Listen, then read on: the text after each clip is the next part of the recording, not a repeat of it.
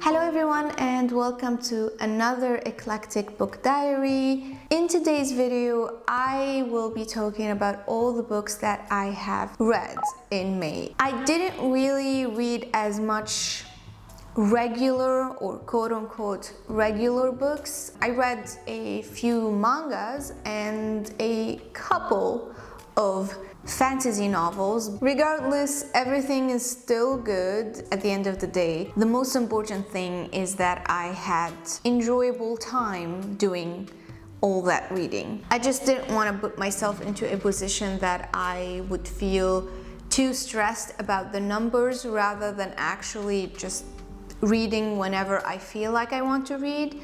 And it happens even though I did put up a plan for the month of May of what books I wanted to read this month. I think of it as just a guideline and not necessarily a strict rule. So I kept a little bit more flexibility into whatever I wanted to read, even though I had an initial plan and I was capable of reading a few things from that list. However, I did also add a few other things that I wasn't really planning on reading this particular month, and some of the books that I was planning on reading just fell out of the list, at least for this month. So in terms of fantasy novel or quote-unquote regular books, I have managed to read two books, one of which was a reread actually, and that was The Sword of Kaigan by M.L. Wang. Now that is a fantasy novel, a standalone fantasy novel, which happened to be in the same realm of the Theonite series by obviously the same author, and I did a full-on review for this, so I'm not gonna talk that much about the book itself. I will link the video in the cards so you could check it out if you want. It's absolutely one of my favorites, and I really hope that it would be a very well-known fantasy book because it deserves it. And yeah, let's move on to the second fantasy book that I managed to read this month. Actually, barely managed to read. I was a little worried that I might not be able to finish this book within the same month, but thankfully I did. Not that it mattered, you know, if I didn't, I will finish it next month. I wanted to finish it in the same month so I could focus on another book next month, hopefully. So the book that I'm talking about is book number 4 of the Wheel of Time series by Robert Jordan, and that will be The Shadow Rising. I can't say anything about the book, obviously, without spoilers, and I don't want to keep repeating myself every single wrap-up video about this series. Because I'm reading at least a book of this series every month, it will be so redundant of me of like continuing to repeat the same things about the book. However, I do have a few things that I think I could say without giving away the story itself. I'm gonna say just what I felt about the book itself. So basically, this book currently sits as a favorite of mine from the 4 books of the Wheel of Time series that I have managed to read up until this point. I feel that this book definitely takes the story into a complete new direction, in my opinion. A lot of the things that were mentioned in the past books were heavily reliant on a very generalized theories and tropes, like in fantasy specifically, like for example the Chosen One. I believe a lot of the things also inspired by the Lord of the Rings series. I was a little bit worried, and also at the same time I was anticipating what could come next, how this could be played on in the future in a way that doesn't really take you out of the original story, but also doesn't keep perpetuating the same cycle, doesn't keep repeating the same things. And this book definitely gave me what I was looking for from this series, I believe. I felt like this book has just another level of maturity to all of the themes that were represented previously, and also the characters themselves, it seems like they are breaking out of a certain mold that was built around them at a certain point during the last 3 books. I think that in general, this book is definitely got the lead on whichever book preceded in the Wheel of Time story. Now I'm only in book 4. This series obviously is a long series, 15 books in total, and I'm still in the beginning, I guess, but I feel relieved now that I read this book, because at the first 3 ones I was a little bit skeptic, not really sure if I would continue with the whole series. I always kept saying that I'm gonna read at least to book 4 or 5, and then I will decide whether I will continue or not. But now I feel I have been able to make up my mind around whether I want to continue or not. I feel like this book took things to a level where I comfortably feel that I want to continue. And I actually feel excited now to continue with the series. However that might be, I don't care if there's like books in the middle that would be not as good. I am determined now to continue with the series. But I would be probably taking like short breaks, like between months of reading, just to focus probably on other stories as well, because these are big books, not just a big story in general, but each and individual book is actually a big book. And I do want to make room for potential rereads and also for another series that I am focusing on in this period of time, and that would be the Stormlight Archive by Brandon Sanderson, which I was supposed to read book 2 this month, and I couldn't because I started with The Shadow Rising first, and I didn't have enough time to continue with the second book on the other series that, as I said, I want to also be focusing on. So for June, I'm actually going to start Words of Radiance first, and also I would prioritize a reread before I even think about picking up the 5th book in the Wheel of Time series. It sounds really contradictory since I really just said that I really loved this one and it's like the best one so far. Intuitively, it seemed like I should be picking up the 5th one right away, but as I said, because I am more confident about my ability now to continue with the series, I'm not afraid to actually put it down for like a little while, because it's not gonna affect my decision. I will be picking it up because of how much I actually liked the 4th one. I hope I'm making some sort of sense about this subject. And that would be the only 2 novel styles books that I've read this month. However, as I said, I read a bunch of manga books. The first manga that I am focusing on in general is Dragon Ball manga. I have it right here. I read the complete 3rd massive edition, which actually contains volume 7, 8, and 9, I believe, in the regular series. This is the German edition, which comes in this format. We're still following the journey of Son Goku. He is definitely getting stronger by the minute. The story in general is going on a more fighty vibe, but I still think that I want to continue with the series. The series has 14 massive volumes. I do also want to reserve my thoughts on this whole series until I either finish this series or decide to stop reading it. As I mentioned a few times now in my videos, this series is very old and I'm taking it for what it is and not really analyzing it too much. But still, I do have some thoughts both positive and negative about it. But all in all, it's still a fun read, and yeah, I'm having a good time, at least up to this moment. Now, the other manga that I've been reading that is actually wasn't a part of the May reading plans, but I got them on an impulse purchase in the bookshop when I was there last month. I just saw this in the manga section and I literally was hooked.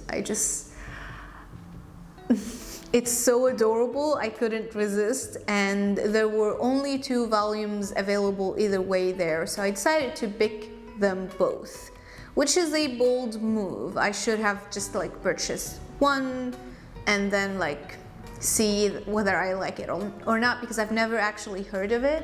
It's called the Apothecary Diaries, and I have the German edition, which is called Die Tagebücher der Apothekerin. So the series is written by Natsuo Hyuga, and it was originally published as a short novel, and then they transformed it into a manga series, which is absolutely fantastic. I really appreciate that they did that, because I feel like it really can handle a visual aspect of it, and having like an art form as a manga is very, very appropriate for such story, and the art style is absolutely adorable. I really loved it. Now, it is supposed to be a mystery, drama, romance type of a story in general. In this story, we follow a young woman named Mao Mao, I believe that's how we pronounce her name, hopefully, which was originally trained in the art of herbal medicines, but she was forced also to work into a lower servant in a palace. So because she's very witty and actually very intelligent, she ends up breaking a curse in the inner palace. Because of that, she gets promoted into a food taster for one of the imperial women in the inner palace. Yeah, I'm gonna keep it as vague as possible, not to spoil anything, but I did thoroughly enjoy it. I read both of them in a day or even less. I had to stop myself from getting more of these volumes because I had other things to read, as I said, because I want to read other things. I'm definitely gonna get at least another 2 for June. It's so adorable. The last manga that I've read for the month of May was also another unexpected choice for this specific month. I usually download a lot of samples when it comes to books and mangas as well, and I had my eyes on this particular mangas for months, it seems like now, and I never really read that sample, and I was in the mood to start reading that sample, to check it out, and oh boy, I was hooked. And that would be the Spy X Family by Tatsuya Endo. I literally had to harness every power in me not to continue further than 1 volume, because as I said, I had already read a lot of manga and I wanted to continue with like just the other fantasy books that I was reading, and I just didn't want to be consumed by just reading manga. There's nothing wrong with that, obviously. It's just that I really wanted to read other things, so I knew if I would not stop myself, I would end up just reading manga for all the month. So I had to stop myself. But oh my god. Oh my god. That was one of the most absolutely wholesome experience when it comes to mangas. It's just so wholesome and sweet and interesting. Whether it's the storyline, the characters, or the art itself, everything is just genius. I loved everything in that manga, and I know I'm being a little bit dramatic since I've only read 1 volume in this story. This is one of the things that you read and you know it's gonna be absolutely epic, and I can't promise that the next month, the month of June, I will be just restricting myself to one volume. I will probably read at least 2 of this story because of how amazing it is. Again, to keep things vague, in the story we have a spy, and we have an assassin, and we have a young, very sweet child with a telepathic ability. Now the spy and the assassin, they get together, and each one of them have their own agenda behind it, and neither one of them knows that the other one has a secret. The spy doesn't know that he's with an assassin, and the assassin doesn't know that she's with a spy, but the little child, Anya, knows everything because she's telepathic and she can literally read their minds. And it's just a very epic and sweet and very funny, and Anya is probably my favorite character. I really love Yor and I really love our spy, but I feel like Anya steals the show. She stole my heart, and she definitely steals the show, at least for me. So yeah, these were all the books that I've read in the month of May, including almost 5 manga books and 2 fantasy books. Now for the month of June, I am continuing in the manga series that I've already started. Hopefully I wouldn't pick up any new mangas because that would be a little bit too excessive for me, so I am gonna hope that I would stick to at least these 3 for now. And for the other books, there are a couple of books by Shannon Maguire that I was supposed to also read in the month of May that will be tagging along for the month of June, and hopefully I get to read them this month. And as I mentioned earlier, I was supposed to read Words of Radiance according to May plans in May, but since I wasn't capable of doing that, I am going to also proceed with that for the month of June, and this will be like my main focus as like a big and major series. And again, as I mentioned previously, I would love to be able to focus on rereads as well. Like I want to reread more of the stories that I enjoyed previously. I think that is a very important point of this whole discovery of new stories, is to reread them and re-enjoy them whenever you want, basically. So for me, my reread for the month of June will be Pachinko by Min-Jung Lee.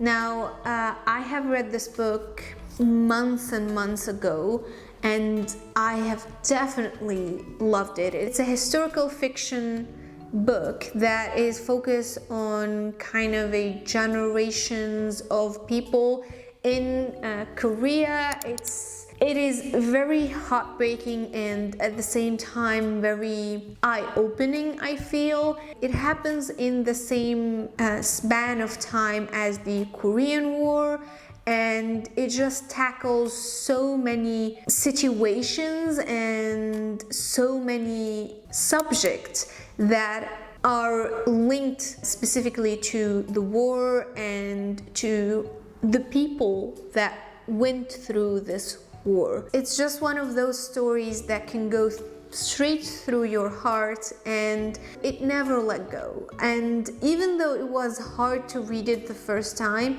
I feel it's one of those stories that actually deserves to be read again and again and again because of how important the themes that were presented in that book and the way the characters also were presented in that book. It is very, very impressive. It was so overwhelming, but in a very important way, I feel, and I really feel like it's time for me to reread it again. And since I'm gonna reread it, I feel like I would be ready to make a designated review on that book, so I'm not gonna go further into the details here. I probably will make a review on that book specifically, so stay tuned for that. But yeah, those will be the main books that I will be focusing on for the month of June. If I had enough time to pick up another book, which I doubted, but if that magically happened, I would probably pick up the 5th book in the Wheel of Time series, and that would be The Fires of Heaven. Again, I doubt that would be happening in this month specifically, but crazier things have happened, so I would not mind if that would be the case. And as per usual, this was a little bit chaotic, a little bit random, but all in all, we get to share a little bit of what happened last month and a little bit of planning for what should come for the month of June. So I hope you didn't mind it. I do really hope that you enjoyed today's video. If you enjoy this type of content, feel free to subscribe, and I hope you're having a wonderful day or evening whenever you're watching this, and I also hope you will join me on the next one. Until then, take care. Bye bye.